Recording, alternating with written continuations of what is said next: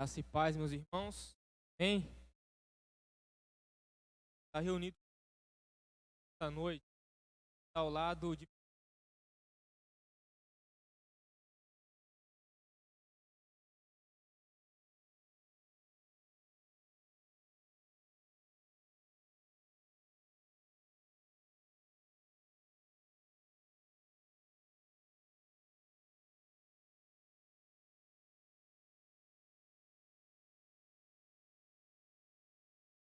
irmãos.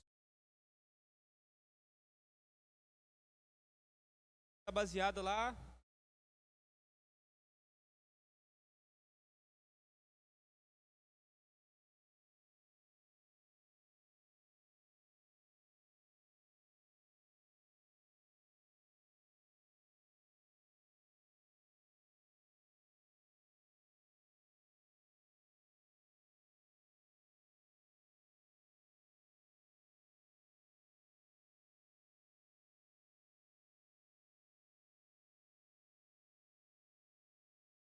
A hora que aproximou de Jesus, quem é o maior no reino? Jesus chamou uma, tocou a verdade vos não vos converterdes, não vos tornardes como estarei no reino. Portanto, quem se tornar humilde, esse será.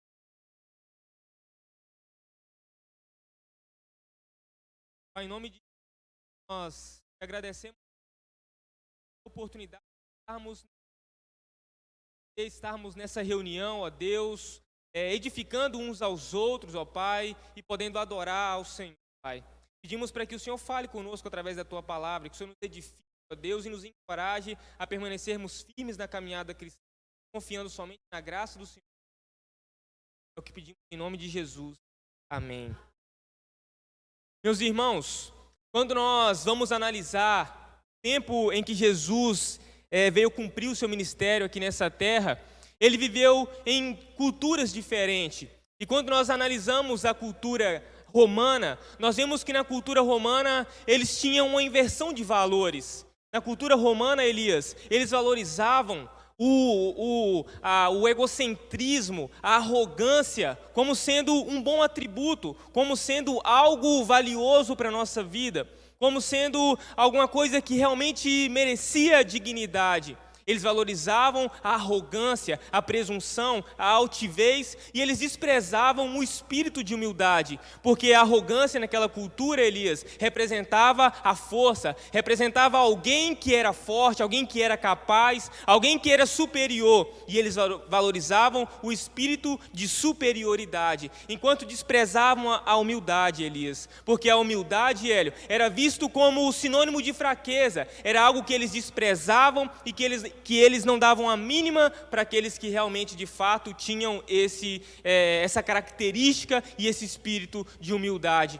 E quando nós olhamos para a nossa cultura hoje, nós vemos que o discurso que diz sobre humildade é um discurso muito bonito, mas que na prática, na sociedade, ele é desvalorizado.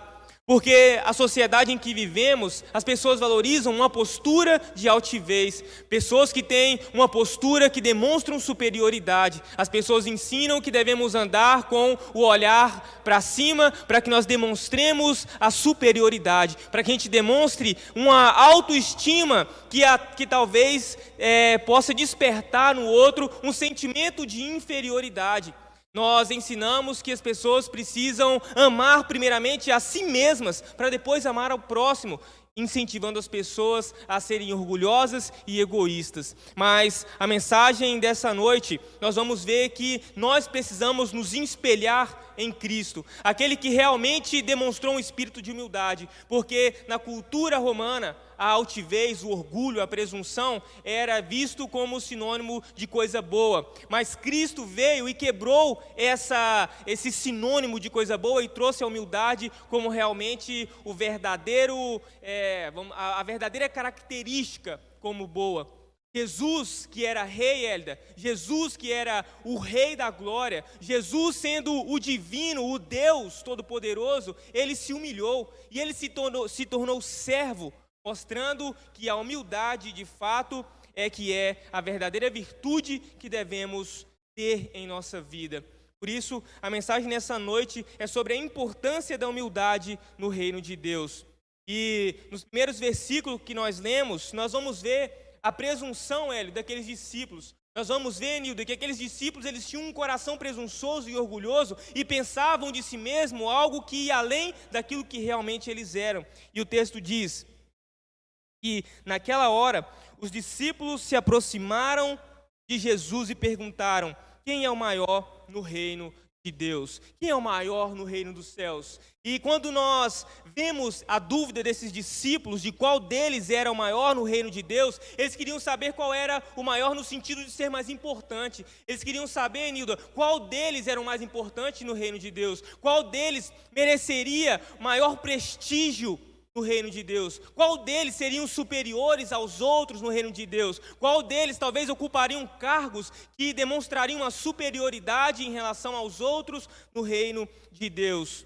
E provavelmente essa dúvida foi desencadeada devido a alguns acontecimentos anteriores. Quando nós voltamos então no versículo 17, nós precisamos entender o contexto de que essa pergunta surgiu. Qual era o contexto? O que eles estavam fazendo? O que eles estavam vivendo? De onde surgiu essa pergunta? E essa pergunta foi desencadeada devido aos acontecimentos anteriores. Primeiro, nós vamos ver que a experiência de Pedro, Tiago e João na transfiguração de Jesus no monte. Todos nós conhecemos. E o texto vai iniciar no versículo 17 dizendo: 6 dias depois, Jesus tomou consigo Pedro, Tiago e João, irmão deste, e os levou em particular a um alto monte. Nós vemos aqui que o capítulo 17 narra para nós que Jesus, ele foi viver uma experiência incomum. E ele chamou apenas Pedro, Tiago e João. Ele chamou esses 3 discípulos em particular. Ele não chamou os demais, ele chamou apenas esses 3. E esses 3 tiveram a experiência exclusiva, Silvana, de ver Jesus sendo transfigurado, sendo transformado. Eles viram a aparência de Jesus mudando. Eles tiveram a oportunidade, Hélio, de ver a glória interna de Cristo transcendendo a sua humanidade, transcendendo o seu corpo humano, no qual ela temporariamente estava sendo contida. Eles tiveram a experiência de ver a glória que é descrita em João capítulo 1, versículo 14, a glória do Filho único de Deus. Foi essa glória que aqueles 3 discípulos viram. Então, partindo daí, nós vemos também que lá no versículo 24 desse mesmo capítulo, Jesus ele fez um milagre em favor de Pedro, porque naquela época os homens judeus que tinham acima de 20 anos, Enilda, eles precisavam pagar o imposto para poder fazer a manutenção do templo. Então, alguns fiscais chegaram e eles disseram o seguinte: quando chegaram em Cafarnaum, os fiscais do imposto de 2 dracmas aproximaram-se de Pedro e lhe perguntaram: Elias, o vosso mestre não paga imposto de 2 dracmas? Ele disse: paga. Quando Pedro entrou em casa, Jesus antecipou-se perguntando: que te parece, Simão? De quem os reis da terra cobram impostos ou tributo? Dos seus súditos ou dos estrangeiros? Ele respondeu: dos estrangeiros. Jesus lhe disse: então os súditos estão isentos. Mas para que não os escandalizemos, vai ao mar, lança o anzol, tira o primeiro peixe que pegares, e ao abrires a boca dele encontrarás um estáter. Toma-o e entrega-o por mim e por ti. Então, aqui no texto diz que Jesus ele estava isento. Por quê? Porque o rei deveria cobrar imposto apenas daqueles que não eram seus filhos. Então Jesus, ele era o Filho de Deus, o rei messiânico, então Jesus não tinha que pagar imposto. Mas para evitar escândalo, para evitar tumulto, então Jesus disse: olha, vai, pega e paga o imposto que é em relação a mim e a você. Mas Jesus realizou esse milagre, Hélida, em função de Pedro, primariamente para poder abençoar a vida de Pedro. Então quando os discípulos começaram a olhar para todos esses acontecimentos, eles viram que apenas Pedro e Tiago e João eram aqueles que estavam mais íntimos de Jesus e que participavam de experiências íntimas de Jesus. E eles começaram a pensar, Elias, que talvez esses 3 eram aqueles que eram mais prestigiados por Jesus. Eram aqueles, Silvana, que Cristo talvez tinha um carinho talvez especial por eles. Então eles tiveram a brilhante ideia de tentar descobrir qual deles poderia ser o mais importante no reino de Deus. Qual deles seriam superiores aos outros no reino de Deus. E essa pergunta é uma pergunta importante.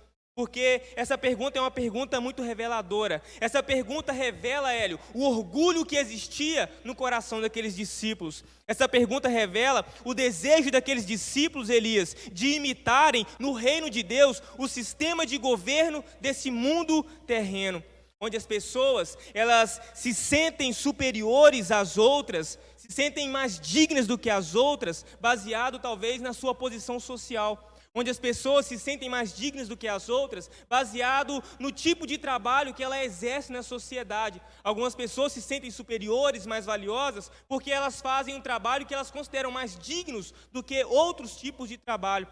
Baseado no fato de que algumas pessoas se sentem superiores e mais importantes, e são até mesmo arrogantes devido ao seu grupo de amigos serem pessoas que têm uma alta relevância na sociedade, serem pessoas que possuem uma posição talvez de liderança ou de destaque na sociedade, e baseado nessas questões, elas se sentem superiores às outras pessoas, e elas queriam imitar esse tipo de sistema no reino de Deus, porque elas acreditavam que o reino de Deus também existiriam pessoas que seriam superiores às outras, existiriam pessoas que teriam cargos que faria delas superiores às outras pessoas.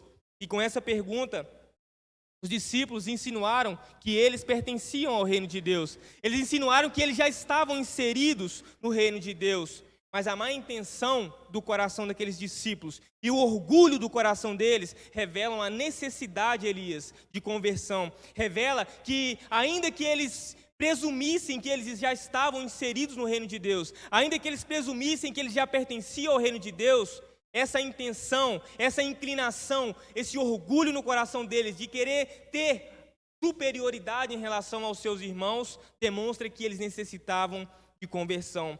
E essa revela também que eles necessitavam de uma transformação de mente e de coração. É por isso que Romanos capítulo 12 vai dizer que vocês precisam não se conformar com o sistema desse mundo, mas vocês precisam ser transformados pela renovação da vossa mente.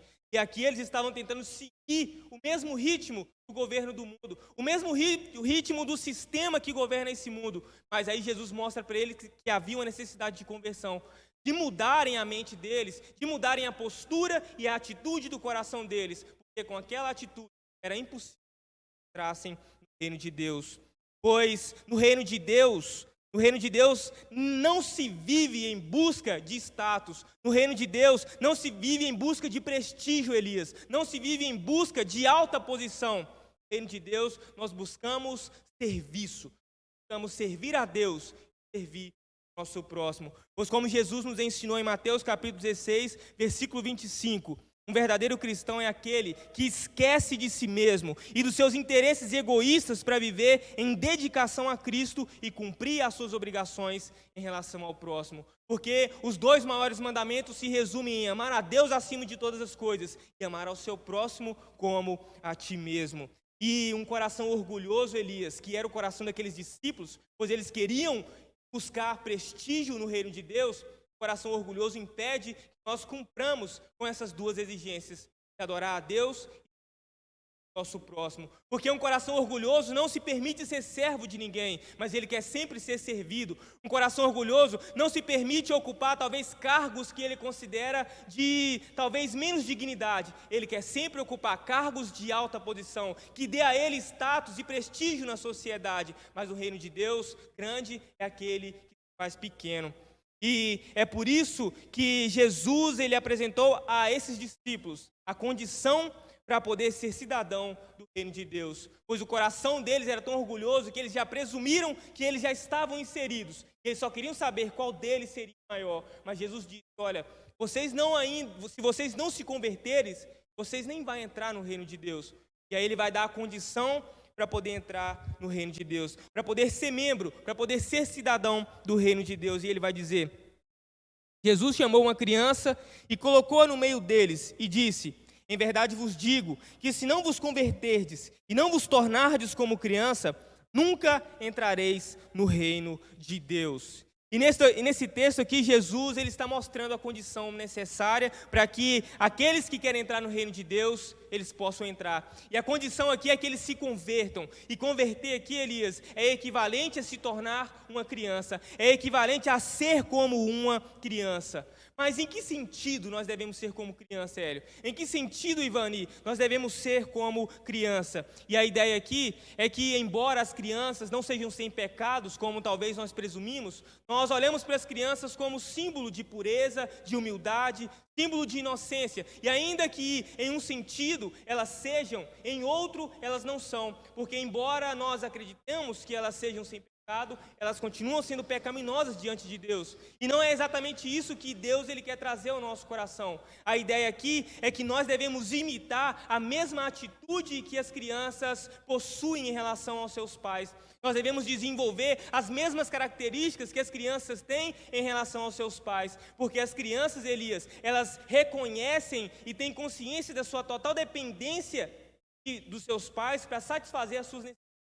E elas confiam que seus pais de fato irá satisfazer e suprir a necessidade de cada uma delas. Nesse sentido, nós também precisamos ter a mesma humildade de reconhecer que nós não somos autossuficientes, que nós não somos autônomos, mas que nós dependemos de outras pessoas, especificamente de Cristo, para suprir as nossas necessidades. E nós precisamos depositar nossa confiança somente nele e nenhuma outra coisa aqui nessa terra, a fim de que as nossas necessidades elas sejam satisfeitas. E é exatamente isso que Cristo vai trazer aqui para os discípulos. E essa atitude de dependência, ela é fruto de humildade. É fruto de humildade porque é preciso ter humildade para reconhecer que nós somos limitados para poder satisfazer todas as nossas necessidades. É preciso ter humildade para reconhecer que nós somos dependentes de outras pessoas para poder suprir e satisfazer as nossas necessidades. E a humildade, aqui nesse texto,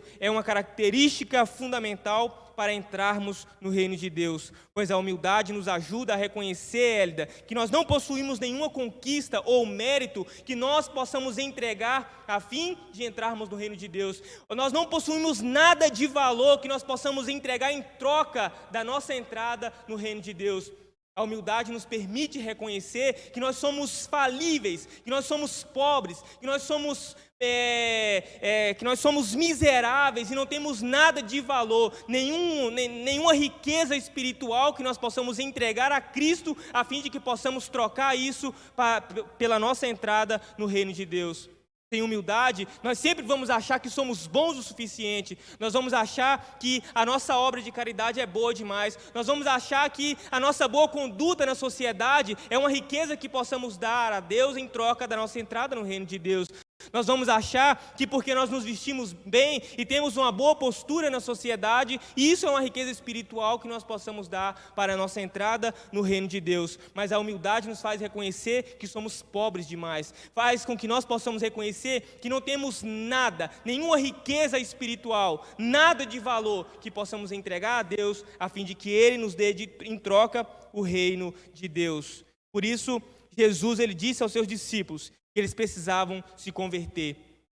Eles precisavam passar primeiro pela conversão, pois a conversão acontece quando alguém reconhece humildemente a sua pobreza espiritual, reconhece que não possui nenhuma riqueza espiritual para que ele possa dar em troca pela sua entrada no reino de Deus. E ele reconhece que ele depende, Enilda, totalmente das riquezas que vêm de Cristo, a fim de que ele possa entrar, Ivani, no reino de Deus.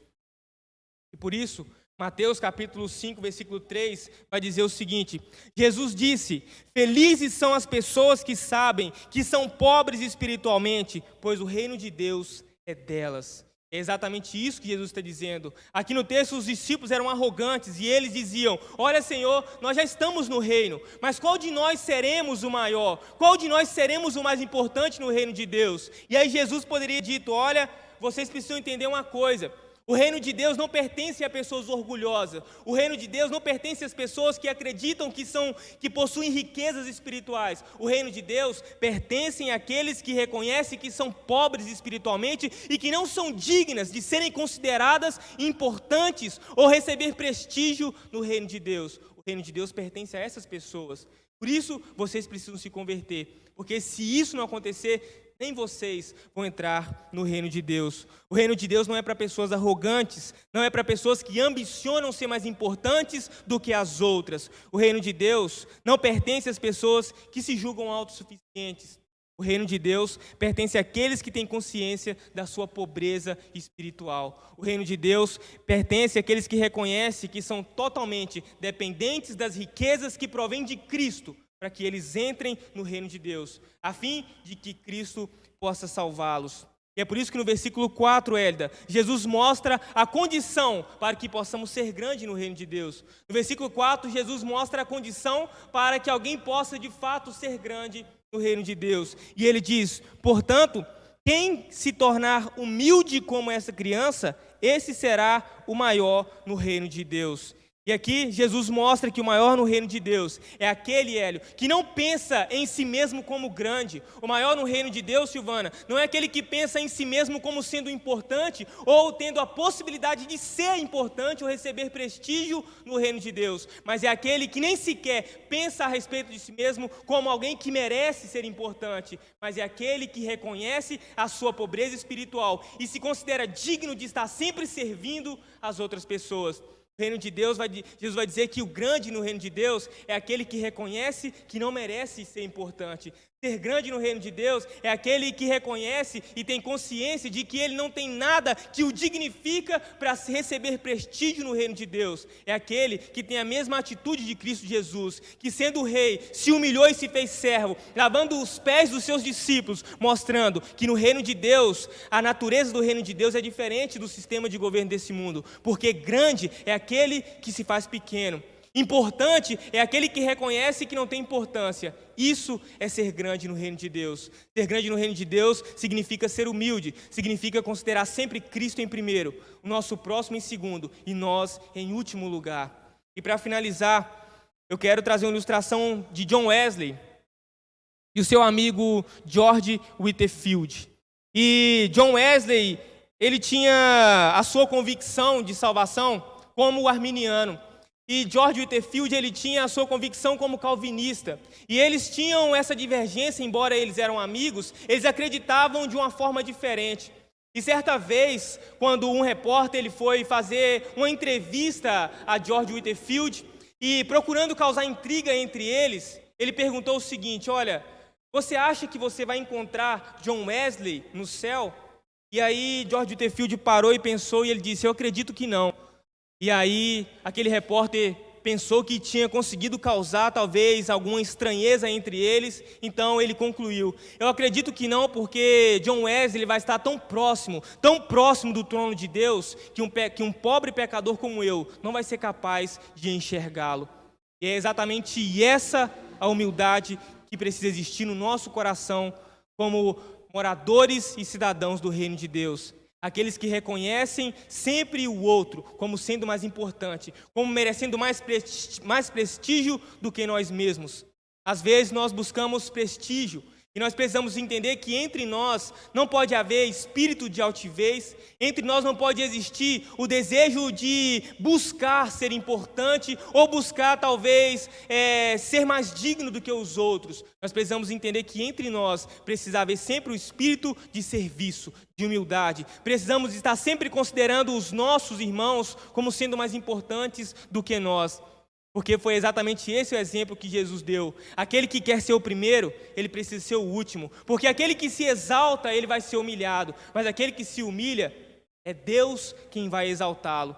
E é exatamente essa postura que precisa haver entre nós. No nosso convívio diário, nós precisamos estar sempre reconhecendo que nós não somos mais dignos do que os nossos irmãos. Não importa quem nós somos, não importa cargos que nós ocupemos, não importa o nível de escolaridade que temos, não importa talvez o quanto de contribuição financeira nós demos. O que importa é que nós tenhamos um espírito de humildade e que nós sempre olhemos uns para os outros e reconhecemos assim como George Whitefield. Quando esse cara morrer, ele vai estar tão perto do trono de Deus, que eu não vou ser digno de enxergá-lo, eu não vou ter capacidade de vê-lo, porque esse cara é piedoso, esse irmão é piedoso, essa irmã é piedosa. Nós precisamos olhar para os nossos irmãos e quando nós olharmos para o pecado deles, nós não podemos dizer, olha, eu não cometeria esse erro, mas nós precisamos sempre enxergar e dizer, se não fosse a graça de Deus, eu estaria perdido, eu não conseguiria me manter de pé, mas eu louvo a Deus, porque a queda desse irmão me faz forte. Quando eu vejo esse irmão caído, a graça de Deus me encoraja, porque me mostra que mesmo ele caindo, Deus continua o amando. Até mesmo na queda dos nossos irmãos, até mesmo quando eles pecam, Deus usa a vida desses irmãos para poder nos encorajar, a fim de que nós não tenhamos nenhum motivo para nos orgulhar e nem nos sentir superiores a eles. Porque é a graça de Deus que nos mantém de pé. É por isso que o apóstolo Paulo vai dizer, aqueles de vocês que aconselham aqueles que pecaram, que exortam e que corrigem aqueles que pecaram, cuide para que vocês mesmos não caiam, porque todos nós estamos sujeitos a cair. E quando nós caímos ou quando o nosso irmão cai, ele não se torna inferior a nós, mas na sua queda, nós aprendemos que a graça de Deus é que nos mantém de pé.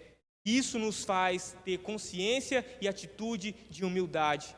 Então nós precisamos ter essa atitude no nosso convívio, não somente em relação à igreja, dentro do contexto de culto, mas no nosso convívio social, no dia a dia. Quando talvez alguém fala algo, Elias, que você desaprova, quando alguém age em relação a você, Dani, de uma forma que você não goste, nós nunca podemos dizer, eu nunca faria aquilo, ou nós nunca podemos ter no nosso coração um sentimento de superioridade.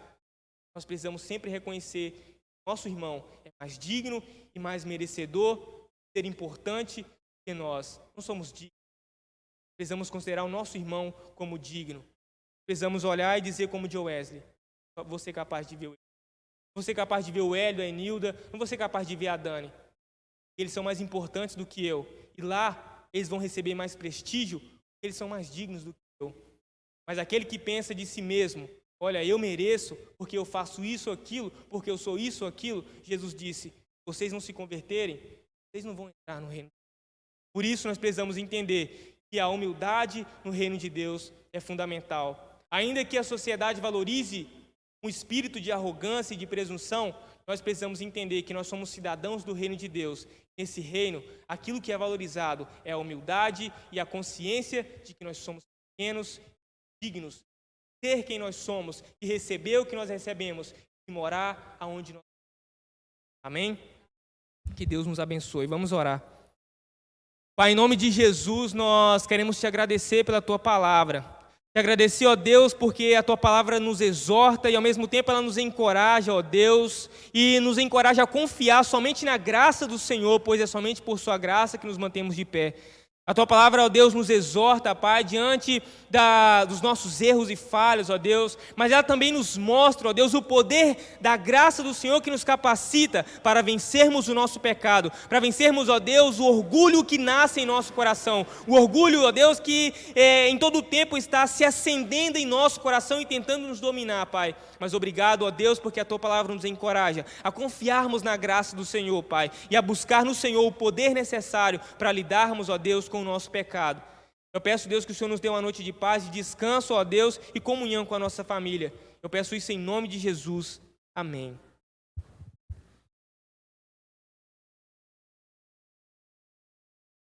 Meus irmãos, nós estamos finalizando.